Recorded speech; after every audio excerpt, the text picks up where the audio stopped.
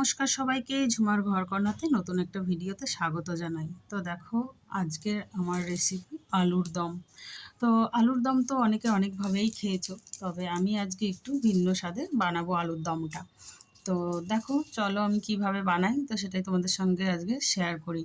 তো এখানে দেখো, আমি আলু ছুলে ধুয়ে নিয়েছি আর একটা আলুকে আমি দু টুকরো করে কেটে নিয়েছি।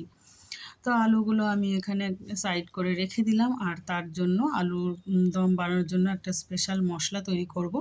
তো দেখো, সেই আমি একটু সেদ্ধ বসিয়ে দিয়েছি, যার মধ্যে আছে পেঁয়াজ, টমেটো, কাঁচা লঙ্কা দুটো, একটা শুকনো লঙ্কা, আদা, রসুন আর হচ্ছে গোটা জিরে। সেদ্ধ করে দেখো জলটা ফেলে ঠান্ডা হতে রেখে দিলাম, আর আলুগুলো আমি এখানে ভাজতে দিয়ে দিয়েছি। তেলের পরিমাণটা একটু বেশি দিয়েই ভাজলে ভালো হয়, ছাঁকা তেলে ভাজতে পারলে আরও বেশি ভালো। তো দেখো, এখানে আমি আলুগুলো দিয়ে একটু নাড়াচাড়া করে তার মধ্যে আমি দিয়ে দিচ্ছি নুন। নুনটা দিলে আলুটা খুব তাড়াতাড়ি ভাজা হবে আর নরম হয়ে যাবে। আর দেখো, দিয়ে দিলাম একটু হলুদ আর দিয়ে দিলাম কাশ্মীরি লঙ্কার গুঁড়ো, যাতে কালারটা খুব সুন্দর আসে।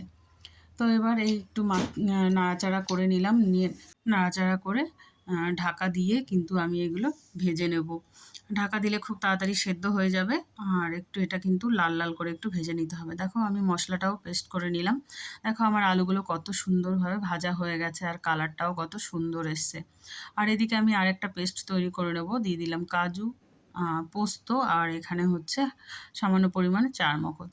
তো এগুলো দিয়ে একটা পেস্ট বানিয়ে রেখে দিলাম। আর এখানে আলু ভাজা তেলের মধ্যে সামান্য একটু তেল দিয়ে গোটা গরম মশলা, গোটা জিরে ফোড়নে দিয়ে দিলাম, আর ওই সেদ্ধ করা বাটা মশলাটা দিয়ে দিচ্ছি। দিয়ে একটু নাড়াচাড়া করে নিলাম। এবার তার মধ্যে আমি দিয়ে দেব পরিমাণ মতো নুন, হলুদ আর সামান্য কাশ্মীরি লঙ্কার গুঁড়ো। কালারটা খুব ভালো আসবে। আর দেখো, আবারও একটু নাড়াচাড়া করে নিলাম। এবার দিয়ে দিচ্ছি আমি ফেটিয়ে রেখেছিলাম টক দই, সেই টক দইটা আমি দিয়ে দিলাম। দিয়ে আবারও একটু কষিয়ে নিলাম। এবার দিয়ে দেবো কাজু আর পোস্ত বাটা। তো দেখো, কাজু পোস্ত বাটা দিয়েও ভালো করে কষিয়ে নিয়েছি। আর এবার দিয়ে দিচ্ছি মটর।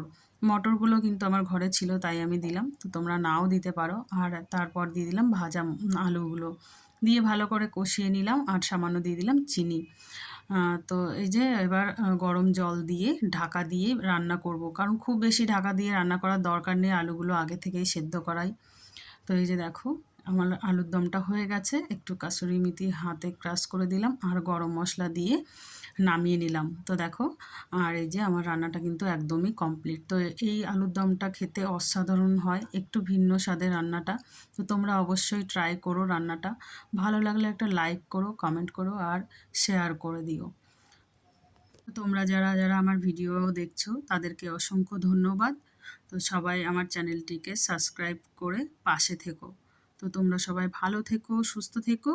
দেখা হবে আবার নতুন কোনো ভিডিওর সঙ্গে। তো সকলে ভালো থেকো। টাটা সবাইকে।